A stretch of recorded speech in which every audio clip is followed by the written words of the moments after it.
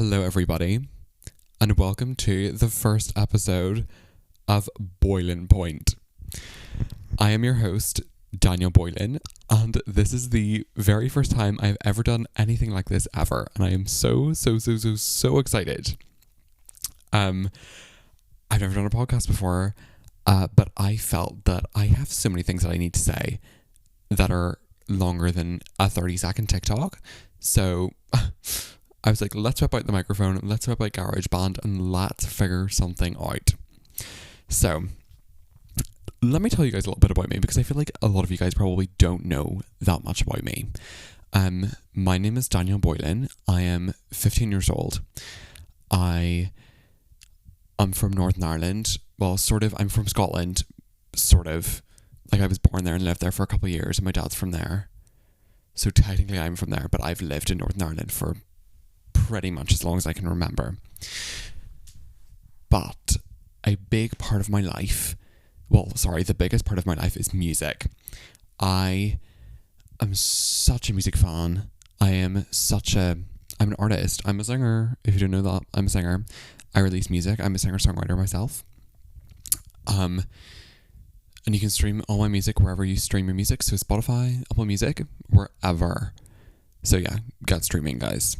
Definitely get streaming. My most recent song is called Don't Lie, and she's an absolute tearjerker. So if you want to absolutely weep, go give that a stream. Right. But yeah, enough about me. Let's talk about why I decided to start this podcast. So, first and foremost, I'm this bored twink that has nothing better to do with his time, obviously. But what sort of inspired it is basically today. Today is October 3rd, 2025. And I was standing outside my moving image arts class, because I had double moving image arts first 2 periods today. And I was standing outside that class. And I was talking to one of my friends about the new Taylor Swift album, because he had listened to it as well, and we were talking about it, and he was talking about how him and his dad were talking about, what if we started a podcast, that'd be really, really good. And I was like, wait, why don't I do a podcast? Because all I do is listen to video essays and all that jazz, so I feel like this is just sort of an inevitable thing that was always going to happen to me doing a podcast. You catch me of an evening listening to Nikki at Night. I am a big Nikki at Night listener, a big Mike's Mike listener, love a video essay. Unfortunately, I'm chopped, and I am not willing to invest in a good enough camera to do a video essay for you guys. So instead, I'm just going to talk into a microphone and tell you all my unsolicited opinions. But yeah, I was standing outside of my classroom talking to this guy, and I was like, wait, why don't I start a podcast? And one of my other friends, her name's B, hey B, love you to bits, she was like, oh my days, yes, you totally should, it's really not that hard, you should totally do that. I had a podcast once, a Stranger Things podcast, back a couple of years ago, when she was a little baby. I actually haven't listened to it, I really need to do that. But yeah, Shorty B Starks. So I was like, yeah, I'm gonna do this. You're probably going to hear this. I have no idea where you're going to hear this you might never hear this, but if you do hear it, I have no idea when you're going to hear it. So today is October 3rd, and today is the day that all the schools were just randomly shut at 12 p.m. because of Storm Amy. And I was not having a good morning. My morning was pissing me off. So I was like, the biggest thing I would like to do right now is go home. And then we were told, guys, you're gonna get to go home. So it's like, oh my days, yes, I'm gonna go home and make a podcast. So that's what I did. So obviously you're like, oh my days, Daniel, how did you come up with such a good name with such short notice? I hate to admit this. I hate to admit it, and I feel like such a fraud. But I asked ChatGPT. I'm so sorry, guys. I asked ChatGPT. I know. I'm such a a sheep. I'm such a consumer. But It's okay. I actually have ChatGPT Plus because it's a really good revision, like, tool. It's really, really good for revision. I use it primarily for like maths and physics because I can be like, oh, I'm doing the GCSE SIA waves course right now. Can you teach me about waves and can you ask me some practice questions? And it's like, yeah, 100% babe. And I get 100% in the exam. Basically that's what happens. Where was I? Oh yeah, that's how I came up with the name. And I think it's a really good name, Boylan Point. I don't know. I probably would have thought about that myself. My private story name on Snap is the Boylan Pins. So like, I have been using the Boylan pants for quite a while now. So I'm surprised I didn't get around to that one. But yeah. Anyway, my love for pop culture has extended beyond the beginning of my time. Ever since I was birthed, I knew deep down that I was born to be a twink. I was born to be a twink that was sad and obsessed with other people's lives. Like, oh my days, pop culture is my whole existence. Like, not a day goes by with it when I don't think about like pop culture references, pop culture, like in terms of music, like memes. Oh my days, like it all stems from my love of music. Like, I grew up with music. Well, when I say I grew up with music, I mean I grew up with Lady Gaga. That was about it. Not a very musical family, unfortunately. Well, I don't know, because it means I get more clout because I'm really musical.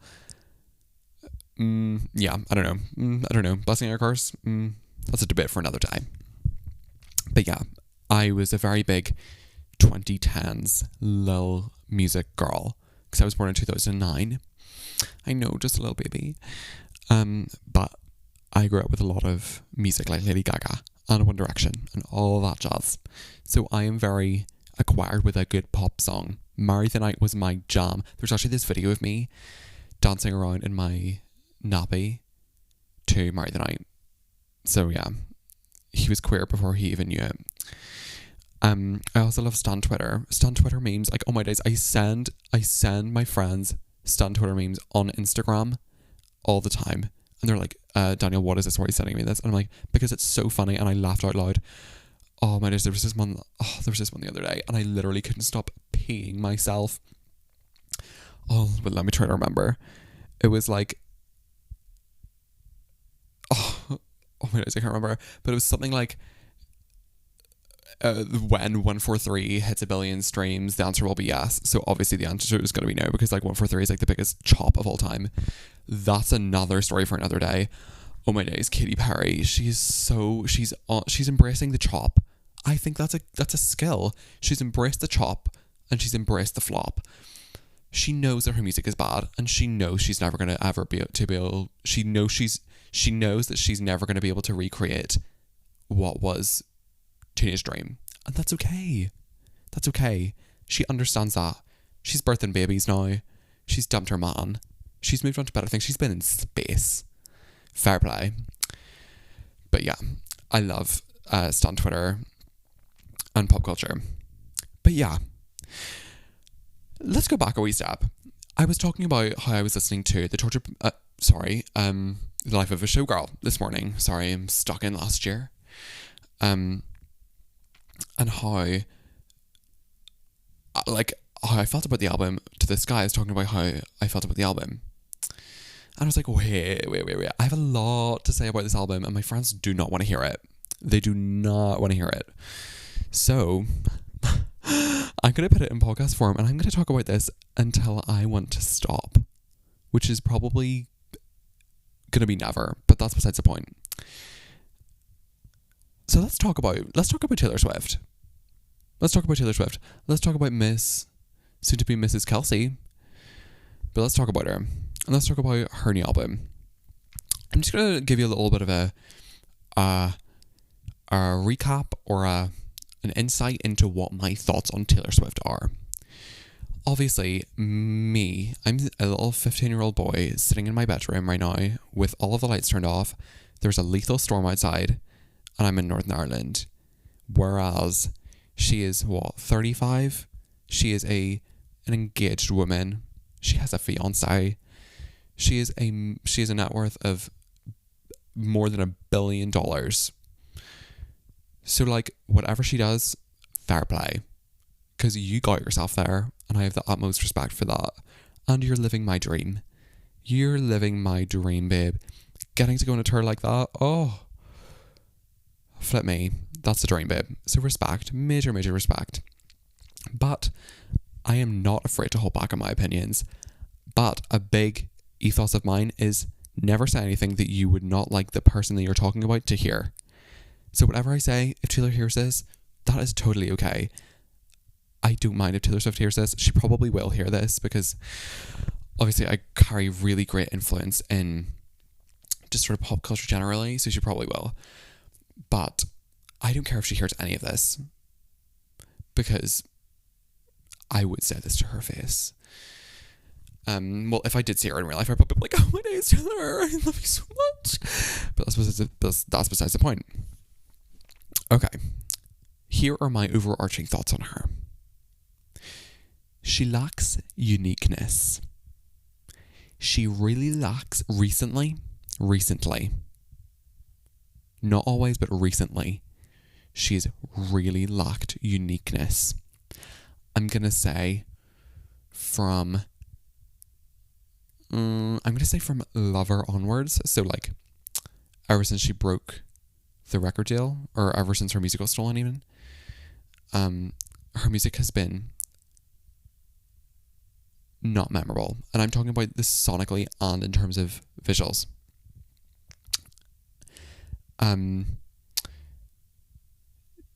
Also, another problem of hers is she can't write new material.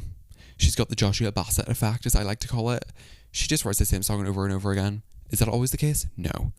But did you listen to the anthology? Oh my days, did you listen to that project?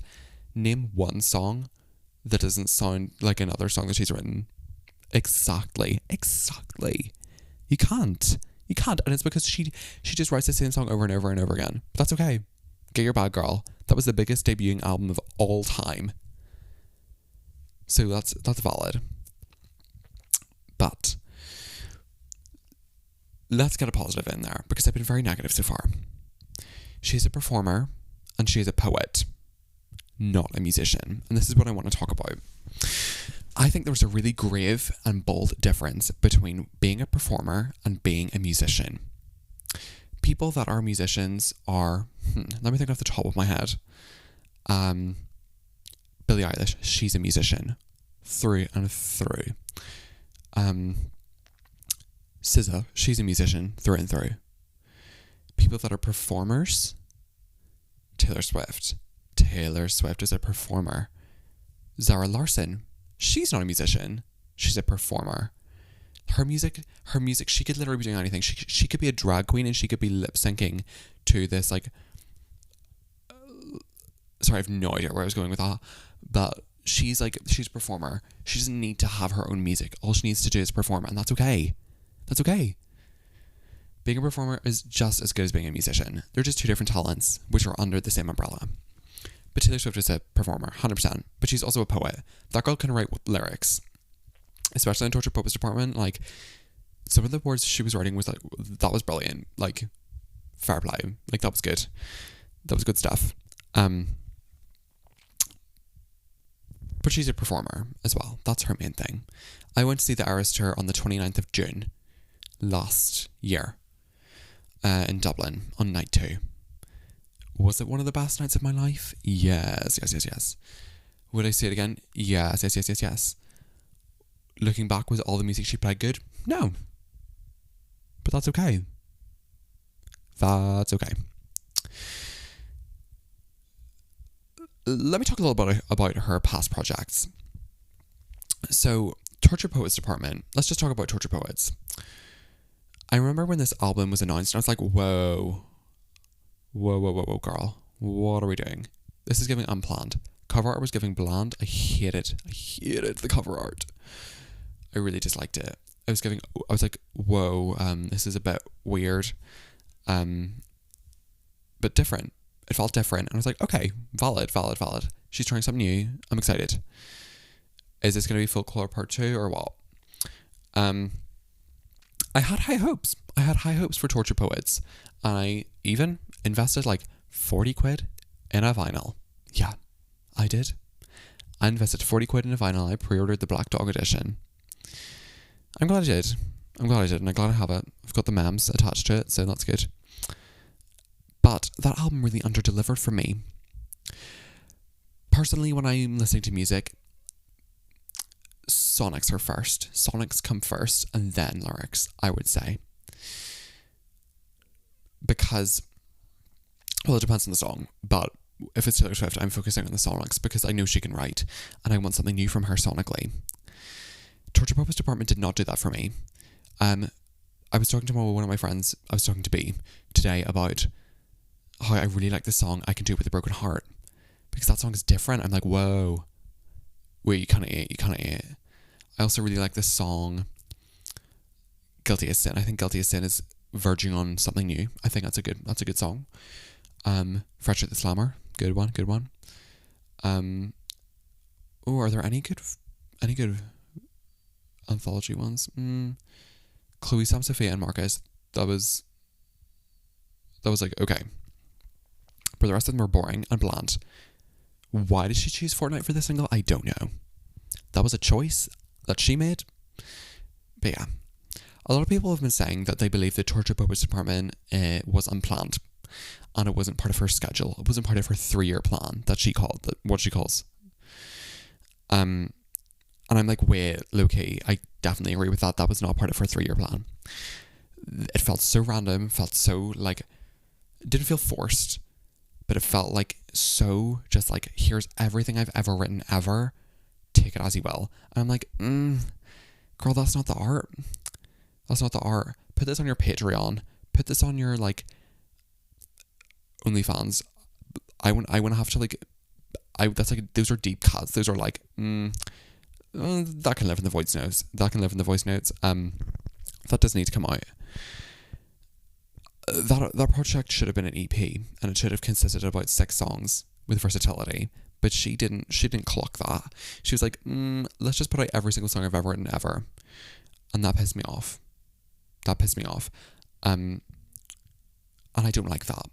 I think part of the art of making an album is making it cohesive. Torture Poets Department was not cohesive. It felt like I was just listening to the same song on repeat. It felt like, oh my days, can we talk about the auto mix feature on Apple Music? Sorry, I'm coming out as an Apple Music girly. But yeah, can we talk about that for a wee second? Can we talk about how scary it is? Because the other day I was listening to Quando by Michael Bublé. Yeah, I know, I'm one of those girls. And the auto mix feature was on, and I accidentally had the song on repeat. And I did not notice that the song was repeating until about the third repeat, because I wasn't really concentrating on what I was listening to. And I was like, wait, whoa. But yeah, anyway. What was I saying? I was just talking about, how Torture Department should have been an EP. Yeah. She needs to work on something that is refined. Definitely. Because part of the art is making it cohesive and making it refined and showing your best work and what you feel works well together. And I think she took that into account. She took that into account with The Life of a Showgirl. And I'm excited to talk about that because I have lots of thoughts on that. So let me talk about sorry, I'm going to have a little drink of water real quick. That was good. Let me talk about my hopes with The Life of a Showgirl. So when she announced the album, well, obviously the rollout was she did the podcast episode and she teased the podcast episodes. We all knew that an album was coming, but we didn't know what the colours were going to be. We all kind of knew it was going to be orange.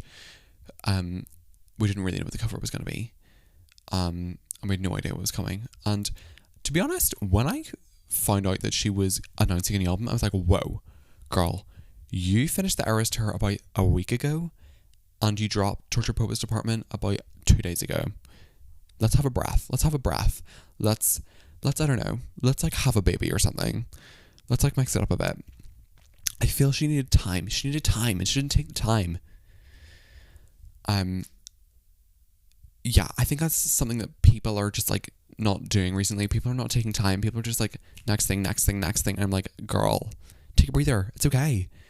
Because you want your art to be the best it can be. And time is an essential ingredient in that. But yeah, when she announced the cover art, I was like, oh my days. This is some of the worst cover art I've ever seen in my life. Never mind just from her, but just generally. Oh my days. It was tragic. It was horrendous. No, that was not it. That was, it was a disgrace. No. And the font as well. Oh my days. That was a choice. It was a chop. That's what it was. It was a chop. Ugh. I really disliked the colour scheme and I really disliked the primary cover art. Did not love that. And I thought that her, quote unquote, I'm doing air quotes right now, promotion style was just kind of not promotion at all. I've written down a really good point in my notes here. Promotion and consumerism are not the same thing. Promotion and consumerism are not the same thing. And some people, Taylor Swift, need to wake up and realise that. Promoting your album is teasing it, releasing a single, teasing a music video, going around radio stations, hitting up like other people to do collabs and do TikToks with. That's promotion. That's what that is. She has turned to consumerism because that's worked for her in the past, and like, fair play. If something works, like, go for it, get your bag. But it didn't feel real. It felt like she was selling me something. I wanted to be given a piece of art. I felt like I was being bought out. That's what this felt like. She released about 16 versions of this freaking album. Before it even released. No doubt there'll be about 16 more. Which really annoyed me. I really didn't like that. That really just irked me. I knew she was going to do it. There was no way she was going to be like, yeah, there's only one version of the vinyl, and it's this one. There's no others. But it was the 6 different cover arts for me. That's what, like, oh my, don't piss me off. Like, that, there was no need. There was no need for 6 different cover arts. And it was all for the money. And that's where she lost me. It's giving Lana Del Rey in her most recent tour. I actually had the opportunity to go. And if I really, really, really wanted to go, I could have gone. But I said no. Because I felt that the tour was lacking artistry and it was lacking love. And Lana has been really suffering with that problem recently, that she literally doesn't care about what she's doing. She doesn't care at all. Her music, it feels like she doesn't care. Did she, like, Ocean Boulevard? That was an I care moment. That was artistry. Recently it's not been feeling like that, and I really hope she, like, finds herself again. But anyway, back to Taylor. My question is, where do we draw the line between promotion and consumerism? Because obviously, at the end of the day, they go hand in hand. You're going to have to sell some of the products to make the album successful. That's totally valid. And you can promote this consumerism as part of your promotion. But when it's just consumerism, that's when I'm like, no. But obviously, at the end of the day, it's about the music. It's about the music at the end of the day. So we're going to put all of my hate for her extreme consumerism to the side. We're going to pretend like I've never seen the cover arts, plural, in my life. We're going to put that to the side. And we're going to put aside all of my past thoughts. Because when I go into an album, no matter who it is, I like to go in with a fresh, clean mindset. Because I don't want to have any prerequisite knowledge of what this is. So I try my absolute best to go into this with a clean slate. So let's talk about the life of a showgirl.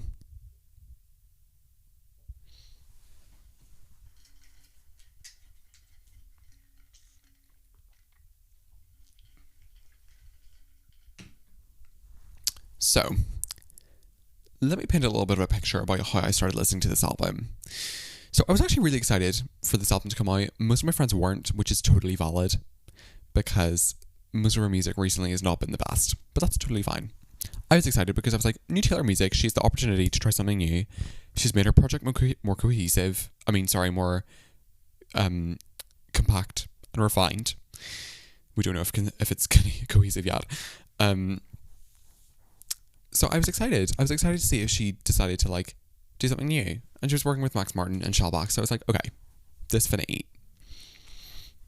So let me paint the picture for you. This morning I woke up at about 7 a.m. I have to leave the house at 7:30. So I was like, right. Got up as fast as I could, put on my school uniform. I went and like cleaned my face or whatever and like brushed my teeth. Then I went downstairs and I ate my bowl of honey and cornflakes so fast that I thought that I was going to pass away because I had such bad indigestion. But it's fine. Got out of the house. Was getting driven to the train station because I get the train to school. And in the car I put on the lead single. I put on The Fate of Ophelia, track 1. And last night I was on TikTok and I was just doom scrolling as you do, and I came across this like video, and it was like the Fate of Ophelia leak, and I was like right, sure, and I listened to it and I was like, help, there's no way this is real, this is so bad. And then people in the comments were like, oh my days, this is real. And I was like, okay, how do you know that? That's weird that you know that. But like, anyway, I don't believe that this is real. Click play on the Fate of Ophelia first thing this morning. It's the leak. It's the leak that I heard. And I was like, oh no. Oh no. This is about to be treacherous.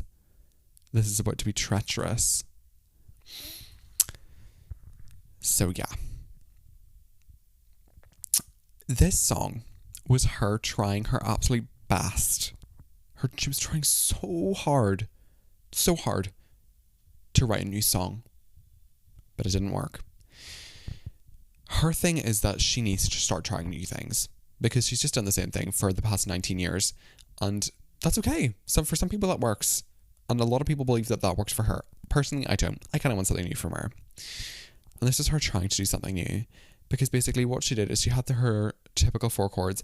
And then the final chord, she decided, you know what, I'm just going to play this twice to make it sound like really jarring and weird. And I hated that. I hated it. It really annoyed me. And the fact that this was a single, oh my days, it's the Fortnite effect. It's like, let me pick the worst song on the album and make it the lead single because it's track 1. Ugh. Should it have been track 1? Yes. Should it have been the single? No. Not in a million years. Why would you push that song? Why would you push that song when other songs in this album exist? Which I will get to. I'm not going to leak which ones are my favourite because I want you guys to listen. But yeah. I'm like, girl, write a new song. It didn't work. The song was just so fine. It was just so like, oh my days, this is so fine. It was just so boring. It was just so like 5 out of 10. In my personal opinion, the song is just it's a love song. Same as every other song in this freaking album. It was just a love song. And I was like, oh, you saved me because I was depressed and this is a really, really poetic metaphor. That's what it was giving. And that's just every single song of hers that she's ever released. But then like, this is in like a love font. So for each of these songs, I'm actually going to do a ranking out of 10. So for this one, for The Fate of Ophelia, I'm going to give it should not be a single out of 10. Okay, track 2, Elizabeth Taylor. So let me just like give you some context of where I was when I first listened to this. So at this point I was out of the car and I was walking to get my train at the train station. And I was like, okay, I'm excited to see what the next song gives because anything could be better than that. And then it starts playing and I was like, oh. So you've just written the same song again. Okay. No, it's fine. Let's just keep going. And by the end of that song, I was just so speechless because I just have nothing to say about it. Name one interesting thing about that song. Name one. Gun to your head. Gun to your head. Gun to your head. Name 5 BS songs. Pow. I'm dead. Sorry, that was such a... I was like trying to remember the words. I know that's a Cardi B reference. Oh my days. New Cardi B album. Oh my days. Love it. Another story for another day though. I do that so much. Elizabeth Taylor was very much, let me sit down right now and let's write a pop song. Let's write a pop song because I think people would like a pop song because I've been doing poetry songs for the past couple of years. Let's write a pop song. And she did that. She wrote a pop song. Was it a good one? I don't know. I don't know about that. I don't know if I would say it was good.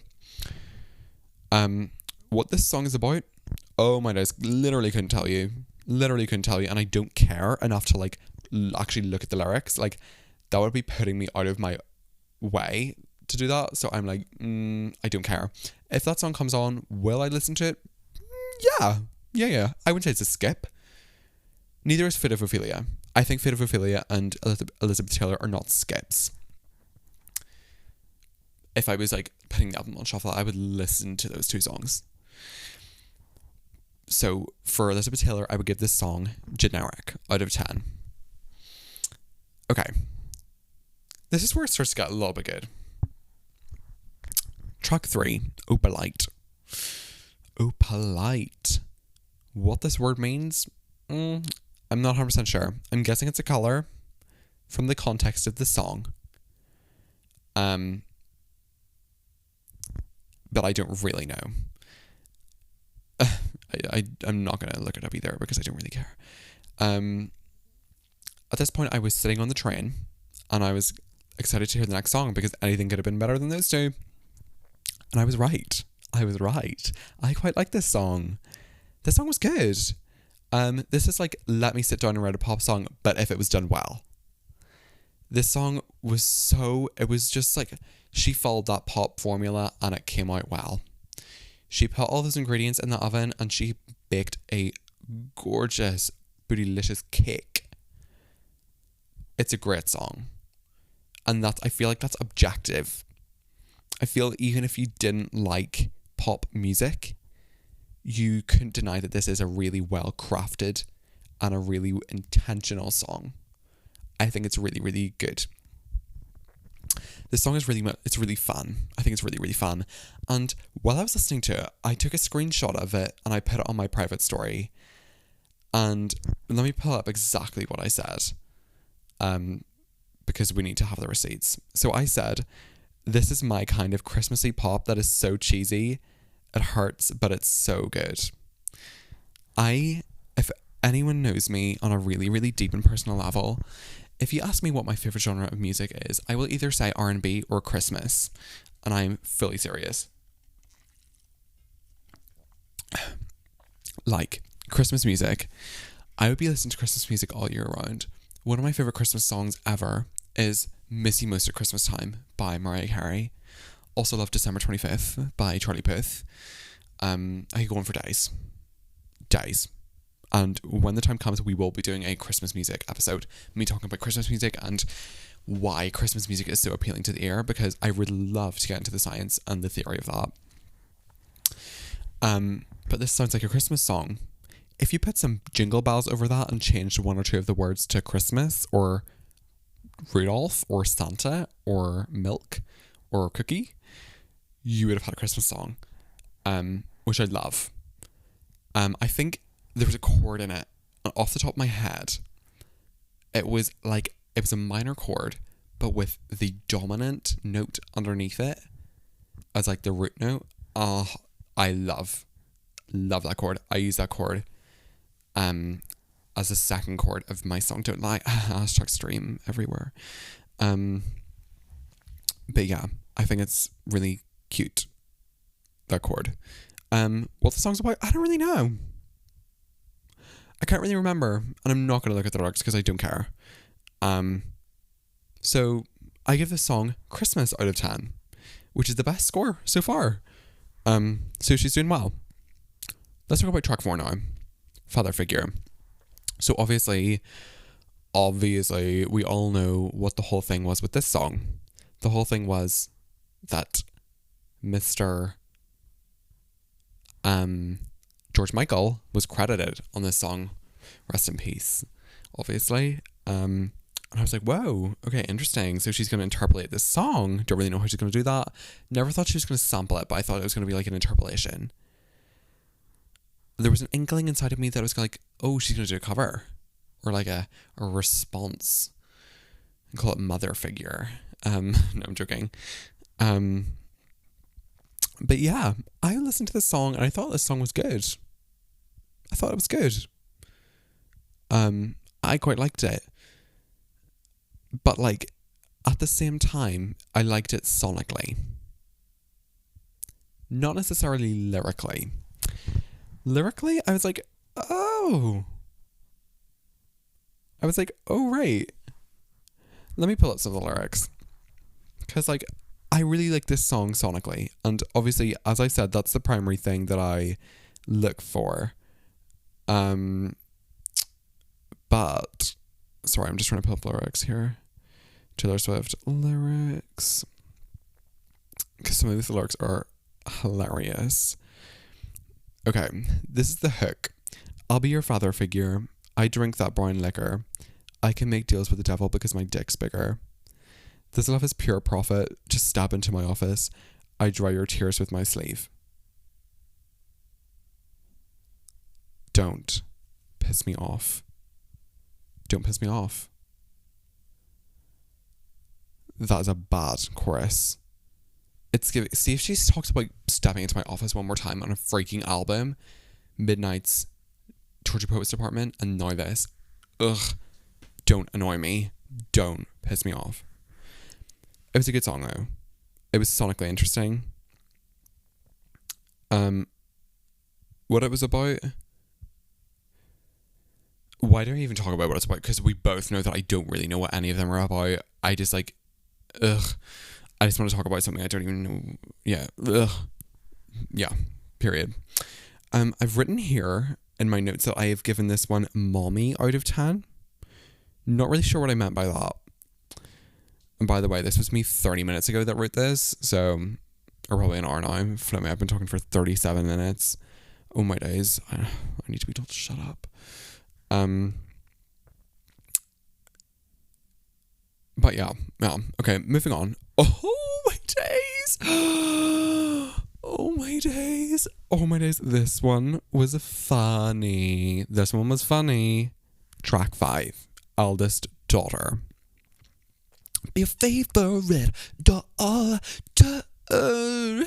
everywhere. Sorry. Lord's interpolation of daughter was better, I fear.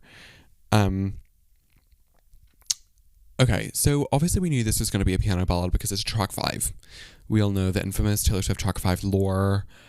Drop your favorite track 5 in the comments, even though there's no comments section. Just like DM me. Just like DM me with a track title and give me no context, but I'll understand. I knew it was going to be a piano ballad, but oh my days, pick a freaking better piano. That one sounded like a literal, you know, there's like cat pianos. It sounds like a cat piano, like one of those that like meow. It's like meow meow meow meow meow meow meow meow meow meow meow meow meow. That's what it gave, but without the meows.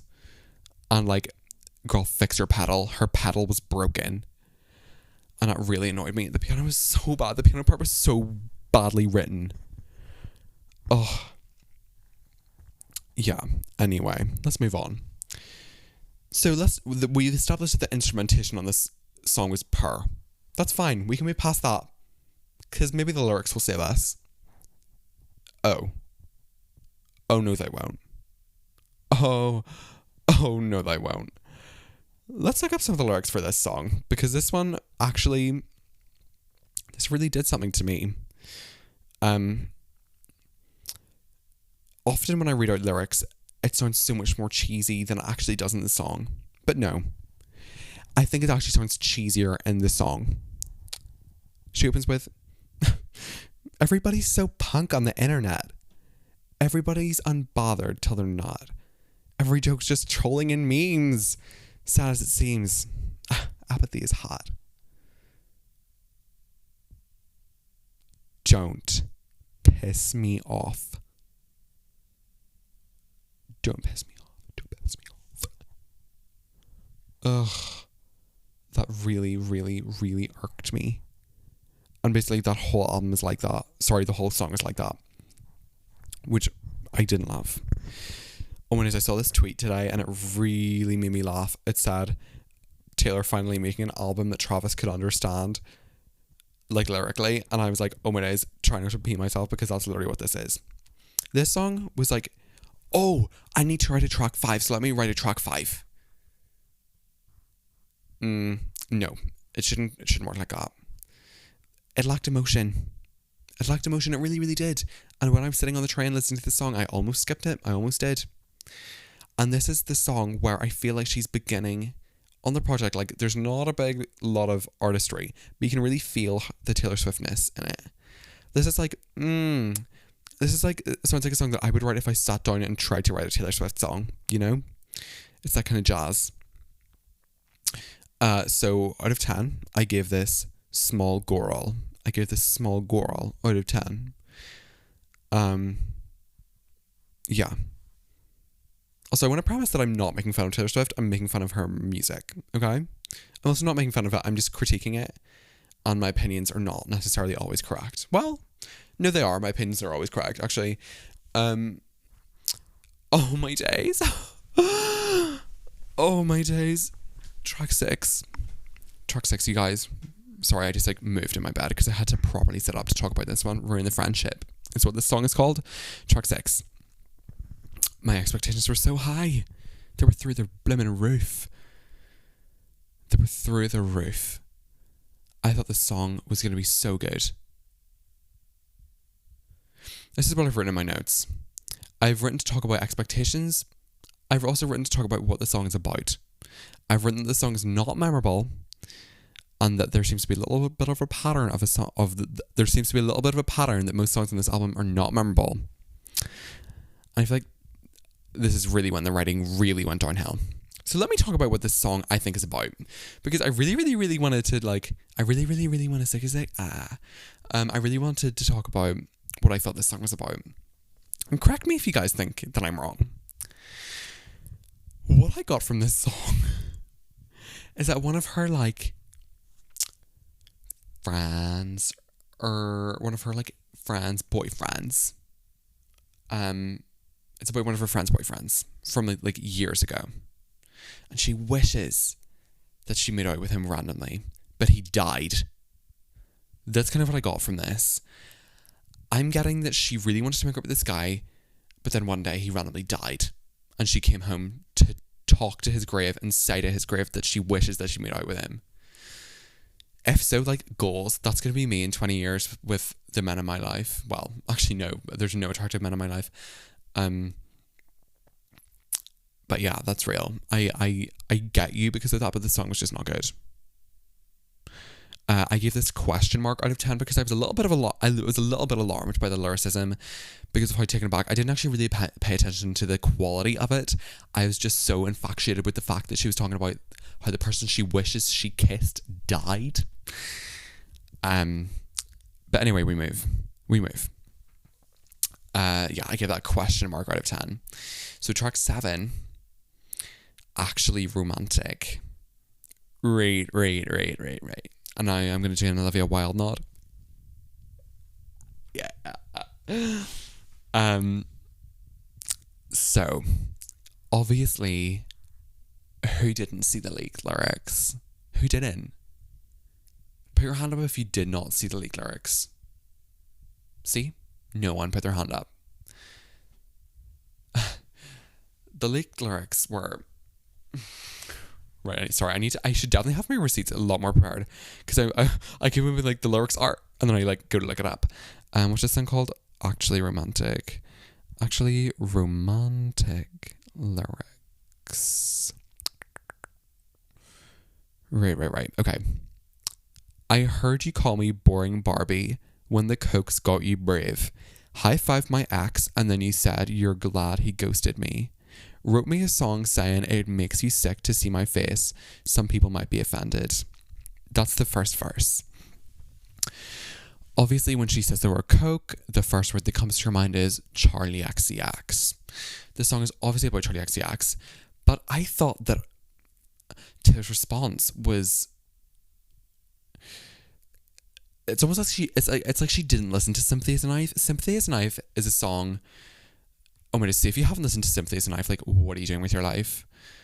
I heard that song live, fun fact. Or did I? Yeah, no, I did. Brat Sonic, hashtag.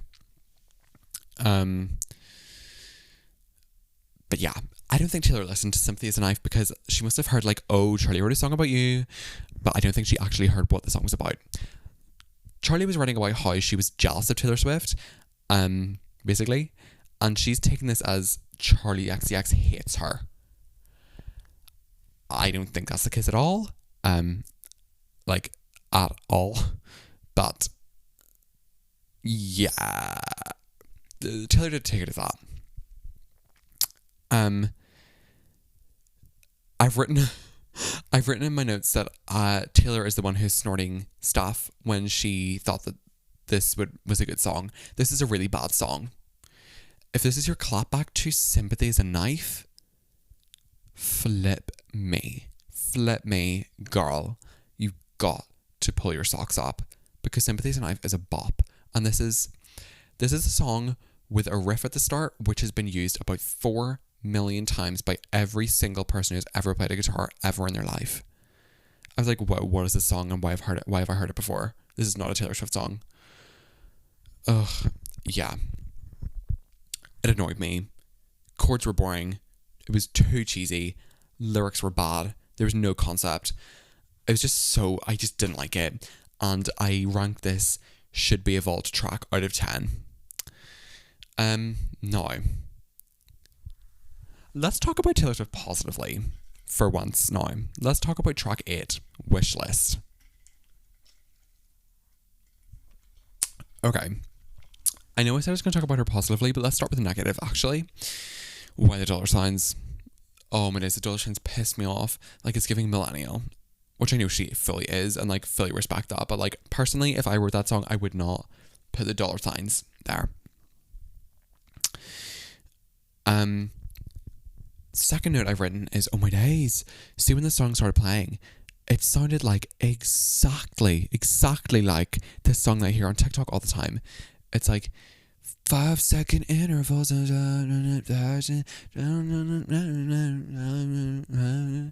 know the one I'm talking about, hit me up. It's like this girl always sings it, and like she has like programmed it so that when she turns on her webcam and the webcam can see her hand, the position that she does with her hand reflects the harmony, the like digital harmony that is put on her voice when she does that position. That makes absolutely no sense. But yeah, the lyrics of this song are awful, but I quite liked it. I thought the lyrics were kind of funny. It was funny. I was like, wait, this is funny. This is like, I'm drunk and it's 3 a.m. and I'm with my best friends and I just want to marry this man that I'm with at the moment, and I just want to have kids with him, and I'm rich and famous. So it's like exactly if Taylor Swift wrote a song. Actually, it's a good song. In my opinion, I really like this song. I thought the chords were really good. She made some great chord choices in verse 2, and the melodies are really good as well. This is a really good song melodically, and chordally. Lyrics wise, it was just funny. It was a funny song, and I liked that, and I appreciated that. I was fully expecting like I don't even know how to describe it, like a Jojo Siwa style diss track that's kind of what I was expecting. I was expecting it to be like, wish list, you're on the bottom of my wish list. Like that's the kind of stuff I was expecting. Like I was expecting a T-Swizzle comeback for some reason. I think it was because of the dollar signs probably. But yeah, so I give this one lol out of 10, and this one was actually my favourite so far. I really like Wishlist, and that is, I might say that's my favourite on the album, you know, with a close second. Actually no, I'm not sure. We'll come back to that. Track 9, Wood. Right. We all just stand up and applaud. We all stand up and we all applaud. Because this song did something. This song changed lives. Wood is the only objectively good song. Like, no one can be like, no, this is a bad song. Oh my days, just like thinking about it is like make me like literally like physically like have like, oh, it's so good. It's so good. This song is really good. And this song is new. I feel like I haven't heard this style from her before. And I'm like, whoa, Taylor Swift can actually write a new song. I'm really proud. She hasn't written a new song since Midnight. So like, fair play. Fair play, girl. Chord choices. Oh my days. The chord choices were so good. And like the melody choices. Like the chorus was not what I was expecting, but it was good. It was like, it kept you on your toes. Like, I liked it. It was a really good song. I thought the lyrics were really good as well. Like, it wasn't giving like two, like, I'm going to write a metaphor and then a simile and then a metaphor and then a metaphor and then a metaphor and then a juxtaposition sort of thing. It was giving, let me just write a really good song and write what I want to write. And it had a really good, like, thing. It had a really good thing. And the thing was the knock on wood. I really liked that. I really liked that. That was really, really good. There was a big Jackson 5 influence. When I heard this, I was like, why is this giving ABC, Easy's 1, 2, 3, ABC, 1, 2, 3, baby, you and me, girl? But it was so good. I really liked it. I wish it was longer. That song is it the shortest song on the album? I don't care enough to check. But, wait, let me ask ChatGPT, actually, because like I'm an AI warrior. I can just like speak to it. Let me ask it. Is Wood the shortest song on the life of a showgirl? Oh yes, Wood is the shortest song on the life of a sugar girl. It's like a little tasty snippet of a track, but it definitely leaves an impression, right? Well, that's not on our, okay, I think it probably is. Me when the life of a sugar girl. Help. It's a good song though, but I just wish it was longer. And I give this one genre out of 10. Because it was giving genre. It was giving genre. Okay. The next one comes with a trigger warning. Because it's the worst song I've ever heard in my whole life. There's a big contrast. So this is track 10, and it's called, bear in mind this is capitalized and also has an exclamation mark. It's called Cancelled. This is the worst song I have heard in a really long time. It is the biggest juxtaposition between songs. Wood being the best and Cancel being like the worst. Oh my days. That song was so bad. It was so bad.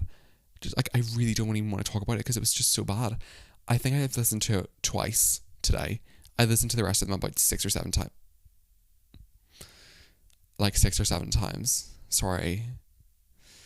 I didn't even mean to do the 6-7 reference. But it was just really, really bad. I don't even want to talk about it. I'm just going to leave it at that. It was one of the worst songs ever, lyrically and melodically. So boring.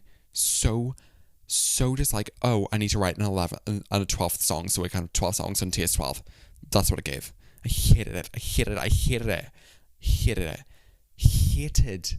it. I give this one unwrite please out of 10. Okay, we're coming to the very near to the end of the album, so let's talk about track 11, Honey. I'm going to be so real with you. This was coming to the very near end of my train journey this morning when I was listening to the album for the first time.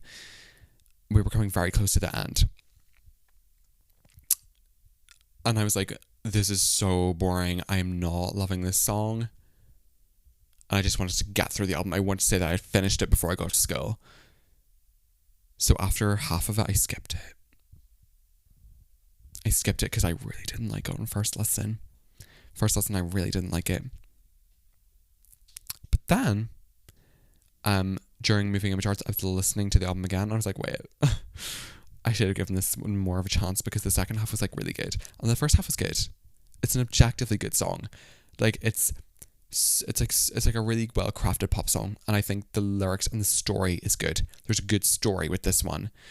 I really liked it. I thought this one was a good song.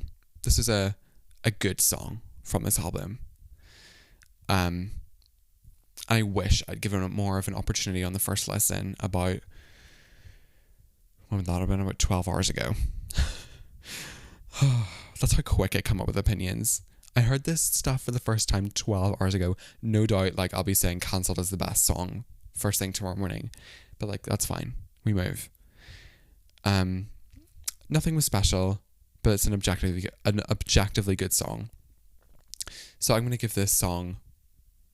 I didn't actually write what I wanted to give out of 10, so I'm just kind of thinking about it off the top of my head.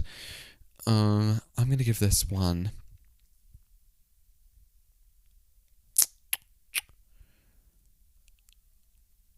I'm going to give this Girl Boss out of 10, because it's like, no one says Girl Boss anymore, but like, it was sad and it was good.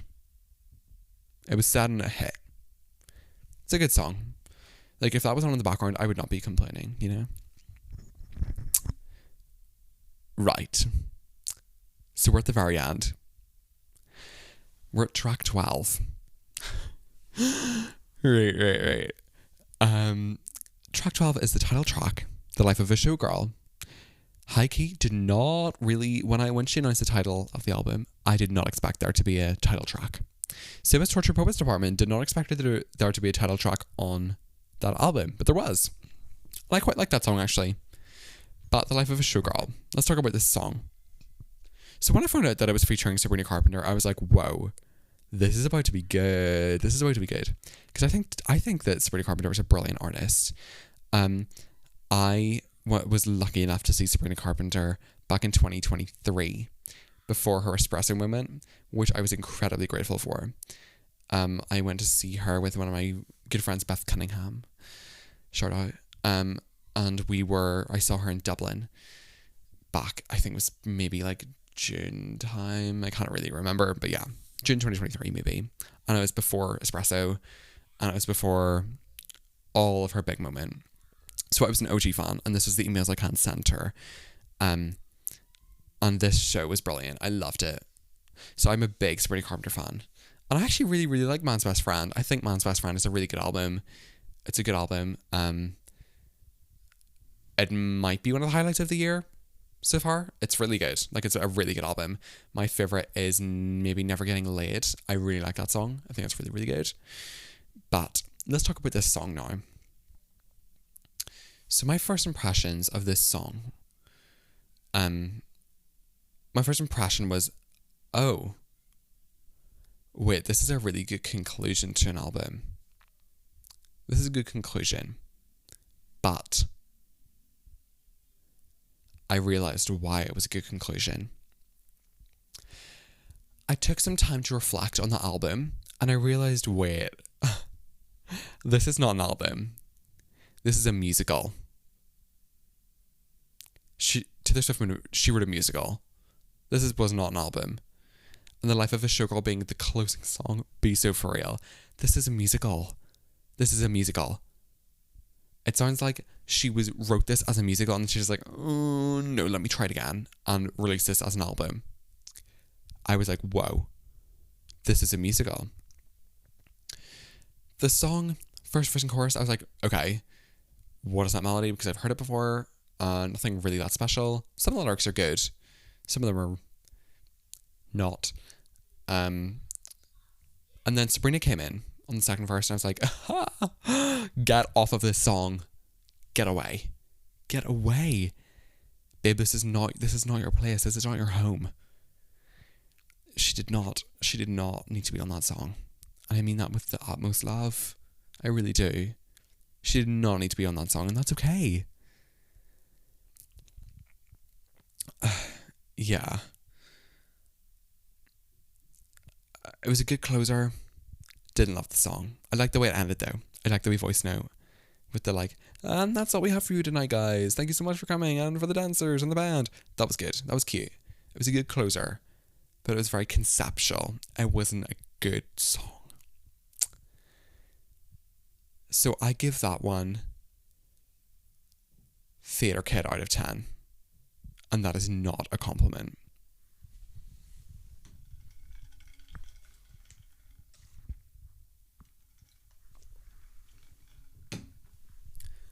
Okay, so these are my final thoughts on the album. I thought the cover art was awful. Hated the cover art.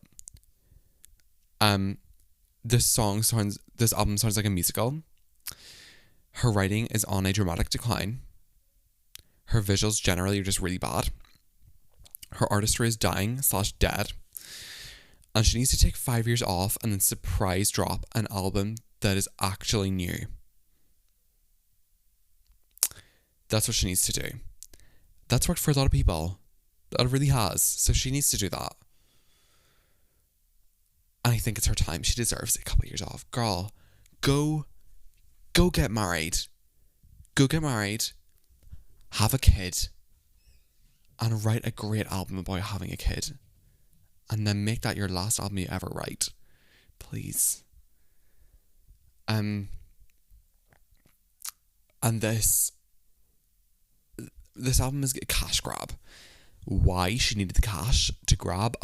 Babe, I don't know the answer to that. But that's for her to decide. That's not me. So overall, to give an actual number, a numerical value for this album, I'm giving this album a 6 out of 10.